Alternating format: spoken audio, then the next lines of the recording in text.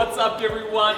We've got a special episode for you today. We're going to go to 3 of Auckland's best dumpling joints. Dumplings are the best, and if there's anything that we think we're connoisseurs in, it's definitely this. Yep, that's true. And then we're going to finish off the day with me showing you how to make your own dumplings at home. Alright, let's get beamed to our first location. Oh no.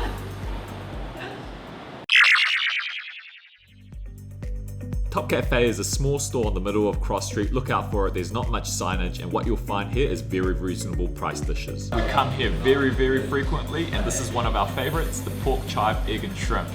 We often order this on Uber Eats because we're lazy like that. They make a delicious chili oil brew which is made in-house. Make sure you dunk your dumpling in good. Dumpling cheers. Dumpling cheers.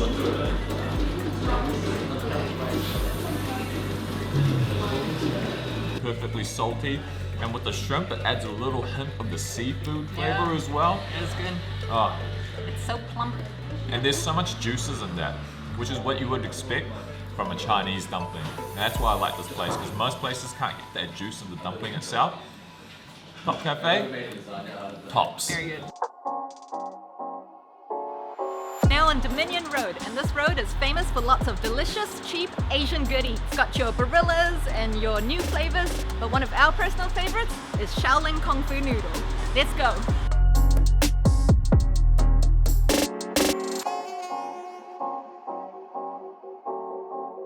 This place has got heaps of choices to eat. Look how big the menu is, front and back.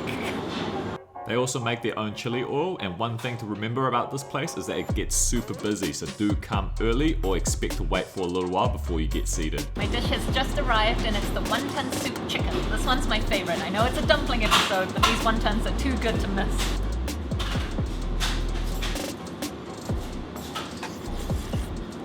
It is so good.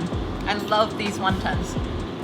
The skin is really soft and silky, and it's just packed full of flavor. Like you can taste some of the coriander and the shrimp because it's been sitting in that soup. They're delicious.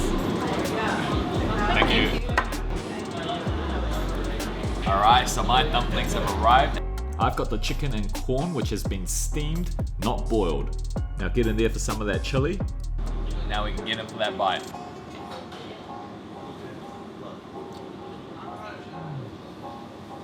Oh my gosh, those flavors in that chicken and corn dumpling are amazing.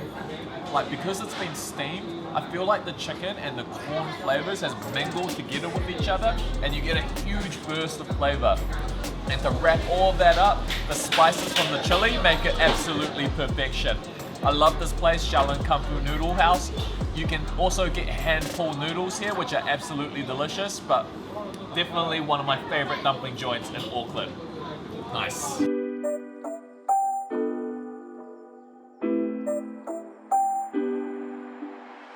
Now we're heading over to one of West Auckland's most legendary restaurants, Mr Zhou's Dumpling House. This is one of the OG places in Auckland to get dumplings. Let's go.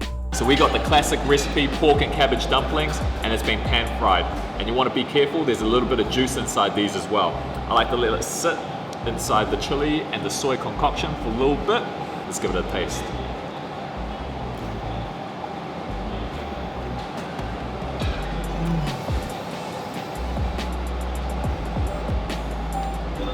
Oh. For a long time, this has been our go-to dumpling joint, whether it's late at night or just when you're feeling hungry during the day. The pork is just perfectly ratioed with the cabbage, and they've got just the right amount of lean pork as well as fatty pork, and then just a hint of cabbage in there. Seasoned to perfection and then enhanced by the chili oil. Just like how you can choose how your steak is cooked in a European restaurant, you can choose how your dumplings are made in a Chinese restaurant. So whether it's boiled, steamed, or pan fried, the choice is up to you. Pro tip, if you're gonna make these at home, boiled is the easiest. Currently in Green Lane, we're heading over to the pork market to pick up some ingredients for the jiaozi or the dumplings. Let's go get it. To feed 4, you're gonna need half a kg of lean pork mince and A handful of the fatty pork as well. And then that will give you the perfect ratio for about 90 to 100 dumplings. Once you've got the meat, you're also going to need 2 packets of the dumpling pastry. And now we need to get the veggies as well. Conveniently, there's a veggie store right next to this place because we're making the classic pork and cabbage dumplings. All we really need is a cabbage and a little bit of spring onion. You're also going to need some chili and some garlic for the sauce. Up all the ingredients that we're going to need for this delicious dumpling feast. It's going to make about 70 dumplings and the total bill was only about 23 bucks, so yeah, not bad. Hey guys, we're back home now and we've got all the ingredients ready for our very own dumplings.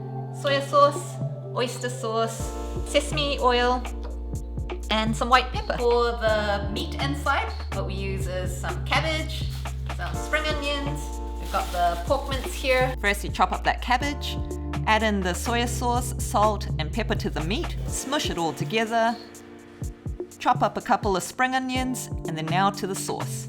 Here's some garlic and chili that we chopped up earlier. Add in dollops of that oyster sauce, some soya sauce, sesame oil. Sauces are really important when you're having dumplings and suijiaos. It just adds that delicious extra flavor on top of everything. Okay, so now we're ready to make the actual dumplings themselves. This is the most time-consuming part, but when you get the hang of it, you can generally do it relatively quickly. So we'll take you through the steps of this. What we've got here is our pastry, or skins as we like to call them. Place them in the palm of your hand. Get about a teaspoon of meat. I don't like to overfill my dumplings, so I generally put about that much. And we push it a bit closer to the edge on that side. Need a little bowl of water. This is to stick our dumplings together. So do a half circle, semicircle, and then you just fold the dumpling over. Press it down so you've got a little bit of wet spot there. And then just tuck in the corners, pinch it at the top. That's what you're left with, little dumpling. Finally finished. It took us like just under an hour and we managed to make 96 of them. We had 4 pastry skins left over. So now we've got the water on boil, let's chuck them in. After they float to the top, give it a little bit longer and then they'll be ready. The time has come. It has been an amazing day of dumplings. We finally made our own ones and they're finished. It took a bit of time. Yep, it sure did, but can tell you that it's definitely worth it. Oh my gosh. Dumplings covered in sauce, garlic and chili. Peter says he likes to cover his one in sauce, but check my one out. yeah, he likes to go overboard with the sauce. Yeah. All right, this is the moment we've been waiting for. Should we get in for our bites? Hell yeah. Oh man, it smells so fresh and boiled. Can't wait for this. I love that skin. That's so yum. The garlic all over that. The chili, spicy. And then the salty pork inside with just a hint of spring onion. I still think we make it the best. Maybe. Alright guys, we're gonna smash our plates. If you guys have enjoyed this episode, you found out some new places to go get some dumplings in Auckland, then make sure you hit that like and subscribe button. We're gonna catch you on plenty more food episodes to come. Catch you next time. Catch ya. We got the very classic recipe, pork and cabbage dumplings.